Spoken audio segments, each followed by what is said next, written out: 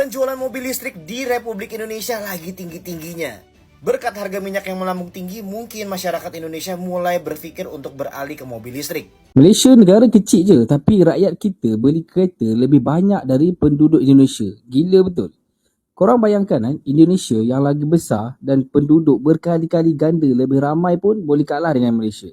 Gimana kita bisa menang lawan perusahaan global yang udah ngerti hulu hilir bisnis mobil itu seperti apa, guys? Nggak bisa. Berat. Gila negara kita. Katanya udah merdeka, guys. Yang merdeka ini Malaysia, yes. Hebat nih si Malaysia nih. Jadi lu bayangin, mereka bisa jadi raja di negeri sendiri. Berulang kali gue bilang Indonesia juga harus. Gue bangga kita bisa pakai batu bara, kita bisa pakai mobil listrik, kita tidak memperkaya tuh mafia-mafia minyak Singapura. Tapi gue akan lebih bangga lagi kalau gue pakai mobil listrik made in Indonesia. Satu-satunya cara apa? Kita harus undang pemain global lainnya. Ini strategi yang dibikin oleh Malaysia.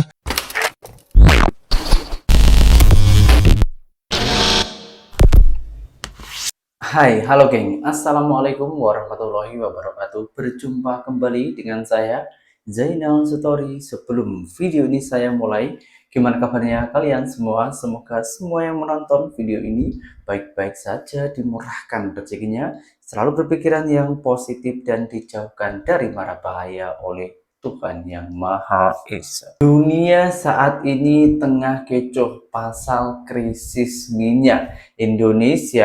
Pejabat Indonesia menyarankan warganya untuk memakai mobil listrik, dan alhasil saat ini perniagaan mobil listrik Indonesia baru jalan, tapi dah mulai sombong. Malaysia sejak dulu pun dah ada, dia biasa aja pun.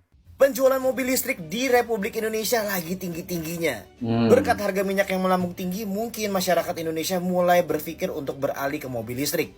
Kalau udah sampai tahap ini, berarti secara logika masyarakat Indonesia sudah tidak mikirin yang namanya harga jual mobil kembali. Dilansir dari Detik Auto, penetrasi mobil listrik ternyata sudah melampaui angka 25% di wilayah Jabodetabek. Secara nasional ya, penetrasi di Indonesia ini udah menyentuh angka 15%. Dan kalian bisa bayangkan dari 2023 sampai 2026 ini udah melonjak 7 kali lipat untuk permintaan pasar mobil listrik. Kebayang ya, makanya sekarang banyak pabrikan mobil listrik yang memang sudah mulai pede untuk jualin produknya di Indonesia. Karena di Indonesia sendiri itu juga sudah banyak masyarakatnya yang sudah memilih untuk pindah dari mobil bensin ke mobil listrik. Akan tetapi bang, yang harus korang tahu, mobil listrik yang dijual di Indonesia sejak tahun 2023, apakah itu mobil nasionalnya Indonesia ataupun dari luar negara? Sesuai informasi yang saya dapat, mobil listrik di Indonesia masih akan dibangun. Bahkan pemimpin kita, Prabowo Subianto, masih meresmikan. Jadi pada maknanya, kita ini masih kalah bang dengan Malaysia. Negara yang kecil aja boleh kalahkan negara yang besar macam kita. Apa kita tak malu? Malaysia negara kecil je, tapi rakyat kita beli kereta lebih banyak dari penduduk Indonesia. Gila betul. Korang bayangkan kan, Indonesia yang lagi besar dan penduduk berkali-kali ganda lebih ramai pun boleh kalah dengan Malaysia. Ini data tahun 2025. Rakyat Malaysia beli kereta baru 820,000 untuk setahun. Rakyat Indonesia pula beli 803,000 kereta baru. So korang bayangkan ya, setiap hari Malaysia jual lebih 2,200 kereta dalam sehari. Wow. Boleh imagine tak? Setiap hari 2,000 orang lebih rakyat Malaysia ambil hutang baru. Story ni bukan saya nak cerita bangga Malaysia maju ke apa. Tak. Ini realiti yang agak pahit lah. Saya saja research pasal topik ni sebab saja terfikir macam mana kan sales advisor kereta ni boleh dapat komisen besar-besar. Ramai ke orang beli kereta setiap hari? So rupanya bila tengok balik data memang ramai guys. Tak pelik lah, setiap hari jam makin teruk kan, terutama dekat KL Selangor ni lah. Satu lagi yang merisaukan, kalau setiap hari 2,000 kereta baru atas jalan, habis tu kereta lama tu macam mana? Tak ke banyak sampah yang terhasil kan? Besi buruk, kereta tersadai dan sebagainya. Korang ada jawapan tak? Cuba komen. Indonesia bening. Sebab mobil di Indonesia itu sangat berkurang yang beli.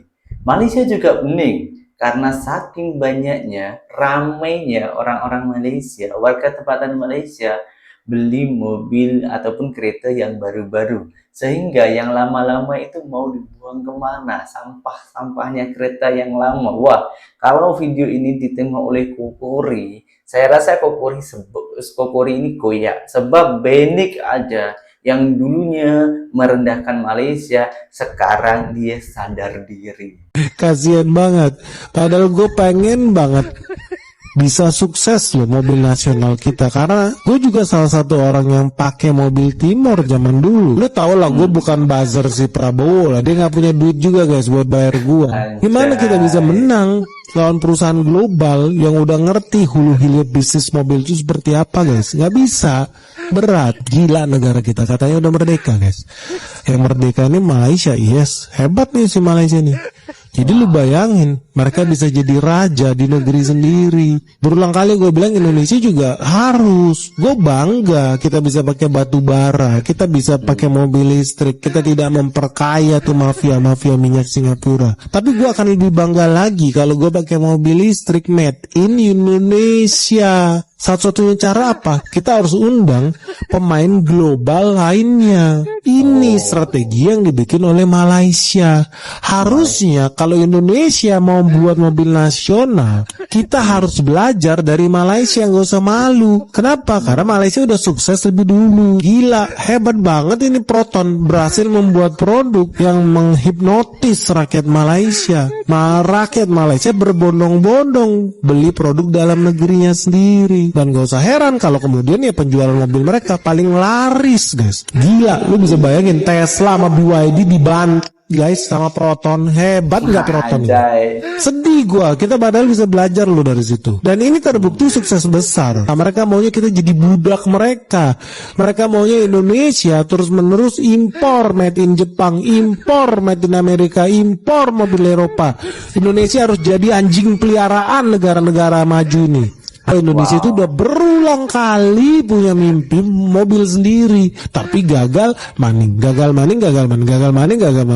Bukannya tambah cuan, malah tambah nyungsep. Bahkan yang kemarin tuh yang proyek mobil Timor, lu tahu negara rugi berapa? Diduga negara rugi di proyek mobil nasional itu sampai 25 triliun. Guys, sehebat itu Malaysia ya. Dan kalau Indonesia gimana? Jalan di tempat atau masih mimpi ngawang-ngawang pengen punya mobil nasional sendiri atau gimana nih guys? Ada kabar baik nggak sih buat industri otomotif nasional, atau kita memang cuma bisa jadi peliharaan Jepang aja seumur hidup kita, memperkaya kaisar Jepang, dijajah kita bertahun-tahun? Nggak kesel? Lu nggak bingung kenapa Malaysia bisa bebas merdeka dari penjajahan Jepang? Indonesia sampai detik ini masih jadi budak Jepang. Guys, ini gokil parah. Baru-baru ini jenama kereta tempatan Malaysia telah meluncurkan kereta EV pertama mereka. Ya, of course. Sebelum ni korang dah pernah nampak video saya tentang EV Proton Imas. Nah, untuk kali ini saya nak cakap, satu lagi company tempatan dari Malaysia adalah Pro2 yang mengeluarkan satu lagi produk tempatan mereka, kereta elektronik pertama mereka. Jadi, model baru ini dinamakan QVE. Stand for Quest for Visionary Electric. Jadi, model ini adalah 100% buatan Malaysia. Maksudnya hasil tangan orang Malaysia, ya, bukan negara lain. Tak import dari luar, tak buat dekat luar, memang 100% dari Malaysia. Tapi harganya tak adalah semurah Proton Imas.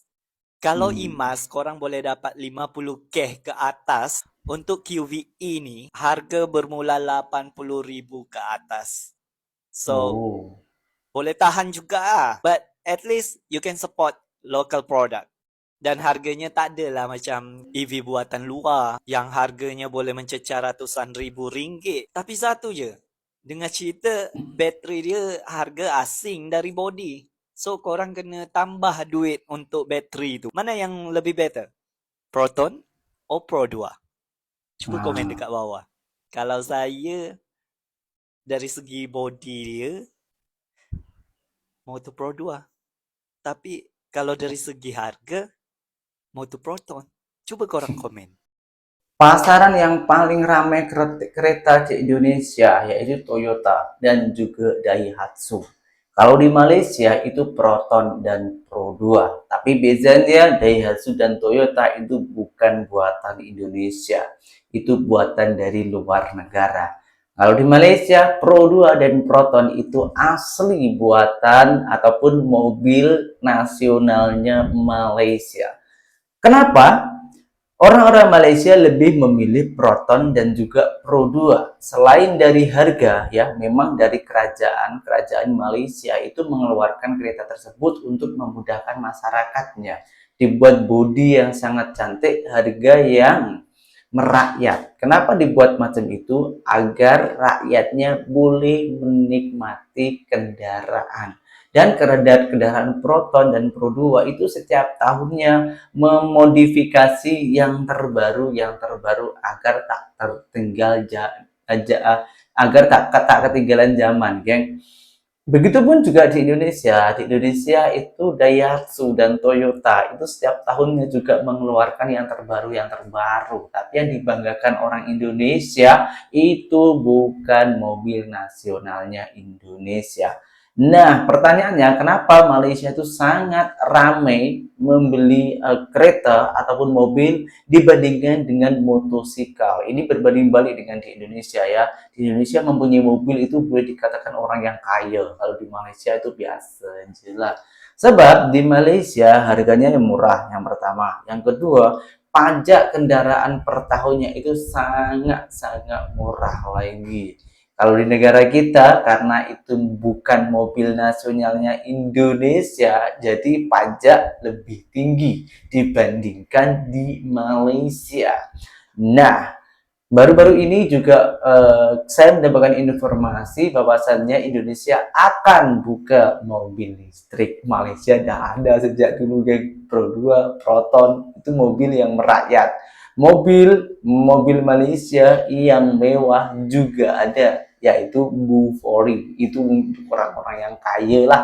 Kalau orang biasa-biasa macam kita ini macam mampu, kita pakai Proton, Pro 2, kalau di Indonesia itu macam Daihatsu, Toyota, itu pun dah boleh lah, ya. Tapi dengan pencapaian ini, Malaysia bukan berhenti di situ. Malaysia, orang-orang sana itu pandai, geng. Orang yang pandai tak berhenti apa yang dia orang capai, tapi selalu mengupgrade yang terbarunya lagi. Dan Malaysia meratakan kilang-kilang kereta di daerah-daerah ataupun negeri-negeri Malaysia. Malaysia dah ada kilang kereta perisai buatan sendiri, guys. Okey. Dan dia akan dibuat di Negeri Sembilan. Jadi Perdana Menteri Malaysia Datuk Seri Anwar Ibrahim melancarkan pembukaan kilang MILDEF International Technology Sdn Bhd di Sendayan Negeri Sembilan. Kilang itu akan menghasilkan 188 buah kereta perisai mobiliti tinggi HMAV 4x4 Tarantula buatan Malaysia, dan juga kereta perisai taktikal ringan HMLTV buatan Malaysia juga yang dipanggil Ribat. Yang itu dikabarkan akan membuka peluang pekerjaan kepada 150 warga tempatan, dan juga kilang itu bernilai 2 bilion ringgit di Sendayan Negeri Sembilan. Kilang tu dapat menghasilkan 80 kereta perisai setahun, dan MILDEF mahu gunakan ini sebagai salah satu cara untuk diorang mengurangkan kebergantungan Malaysia kepada kereta perisai negara asing. Sebelum ni yang 188 buah tu sebenarnya adalah kontrak di mana MILDEF memenangi tender dan ditandatangani di 2025, di mana 188 buah kereta perisai Tarantula bernilai 1.8 bilion ringgit telah ditandatangani, dengan 60 buah akan diserahkan kepada tentera darat bermula 2027. Dan bakinya selepas itulah. So ini adalah satu perkembangan terbaik untuk industri pertahanan Malaysia, sebab bila kita ada kilang kereta perisai sendiri, kita boleh buat kereta perisai sendiri dengan lebih banyak, dan juga mengurangkan kebergantungan lah, kita boleh berdiri sendiri. Cuma aku harapkan lepas ni akan ada lebih banyak order lah untuk Tarantula tu. Dan dikabarkan juga MILDEF akan mencabar tender tentera Indonesia dekat Indonesia lah untuk kereta perisai Ribat. So kita tunggu dah lihat perkembangan dia. Jadi itu sahaja dari saya, update terbaru berkenaan industri pertahanan Malaysia. Boleh follow dan share. Kita jumpa lagi video akan datang. Perindustrian otomotif Malaysia itu udah kuasai semuanya, geng. Sebelum dia melangkah, dah pikirkan jauh-jauh hari. Jadi agar tak salah langkah. Indonesia juga ada sebetulnya. Kemarin itu ada yang keluar-keluar ya, mobil Tentara Nasional Indonesia TNI. Tapi entah sekarang kemana, Ki? Coba tulis di kolom komentar. Saya penasaran mobil Tentara Nasional Indonesia yang buatannya sendiri, kenapa tak dipasarkan? Tak laku, tak dapat support dari pemerintah, atau sedang diperkembangkan? Coba tulis di kolom komentar. Saya sendiri orang Indonesia juga perlu informasi mengenai ini. Kalau masih diperkembangkan, saya sebagai orang Indonesia amat-amat bangga. Tapi kalau itu tak dapat izin dari pemerintahan kita karena ada kendala-kendala lain, sungguh sangat kecewa. Sekian, terima kasih dari saya. Assalamualaikum warahmatullahi wabarakatuh. Bye-bye.